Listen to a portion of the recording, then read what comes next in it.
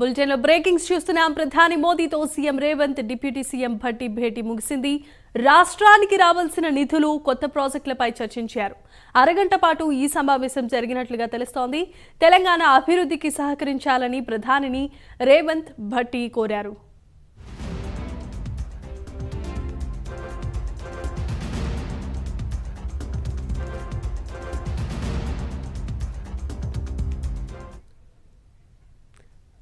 ఇక ఇదే అంశానికి సంబంధించి మరిన్ని అప్డేట్స్ ను మా ప్రతినిధి నాగేంద్ర అందిస్తారు. నాగేంద్ర, చెప్పండి. Thank you Jamyamma. ప్రధాని మోడీతో తెలంగాణ ముఖ్యమంత్రి రేవంత్ రెడ్డి, అదేవిధంగా ఉప ముఖ్యమంత్రి భట్టి విక్రమార్క ఈ ఇద్దరు దాదాపు హాఫ్ అన్ అవర్ కు పైగా కూడా ప్రధాని మోడీతో సమావేశమయ్యారు. ఈ సమావేశంలో ప్రధానంగా మర్యాద పూర్వకంగా కలవడంతో పాటు మరొక వైపు తెలంగాణ రాష్ట్రానికి రావాల్సినటువంటి నిధులని వెంటనే రిలీజ్ చేయాలంటూ కూడా విజ్ఞప్తి చేయడం జరిగింది.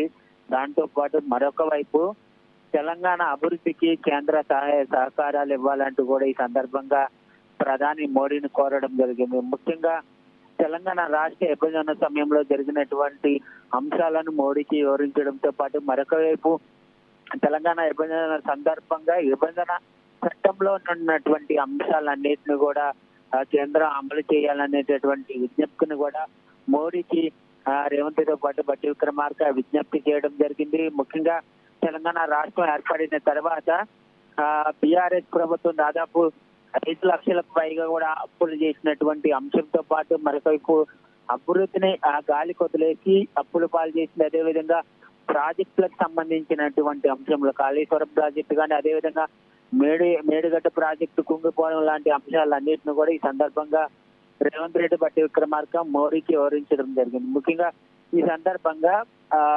కాళేశ్వరం ప్రాజెక్టుకి దాదాపు 1,00,000 కోట్ల వరకు ఖర్చు చేసి పెద్ద ఎత్తున అవినీతికి పాల్పడ్డారంటూ కూడా ఈ సందర్భంగా మోడీకి వివరించారు. దాంతో పాటు దానిపైన పూర్తి స్థాయిలో విచారణ చేసే దిశగా మేము చర్యలు చేపడుతాం. దానికి కేంద్ర ప్రభుత్వం కూడా సహాయం చేయాలనేటటువంటి అంశాన్ని కూడా మోడీకి చెప్పినట్లయితే సమాచారం అందుతుంది. దీనిపైన దాదాపు హాఫ్ అన్ అవర్ కు పైగా కూడా మోడీతో ఇద్దరు నేతలు సమావేశమైనటువంటి నేపథ్యంలో ముఖ్యమంత్రి అటు భట్టి విక్రమార్క బయటకు వచ్చిన తర్వాత మీడియాతో మాట్లాడితే ఏం మాట్లాడారు, తెలంగాణ అభివృద్ధికి సంబంధించినటువంటి అంశం కానీ, నిధులకు సంబంధించినటువంటి అంశం కానీ, అదేవిధంగా ఎఫ్ఆర్బిఎంకి సంబంధించినటువంటి అంశం కానీ, వీటన్నిటిపైన ఒక క్లారిటీ వచ్చేటటువంటి అవకాశం అయితే కనిపిస్తుంది. ప్రస్తుతం అయితే మోడీతో సమావేశం ముగుస్తుంది. తర్వాత ఏఐసీకి సంబంధించినటువంటి అగ్రనేతలతో సమావేశాలు కొనసాగుతాయి. ఎందుకంటే పార్లమెంట్ ఎన్నికలతో పాటు మంత్రివర్గ సమావేశం, అదేవిధంగా నామినేటెడ్ పోస్టులు, అదేవిధంగా ఎమ్మెల్సీ స్థానాలకు సంబంధించినటువంటి అంశంలో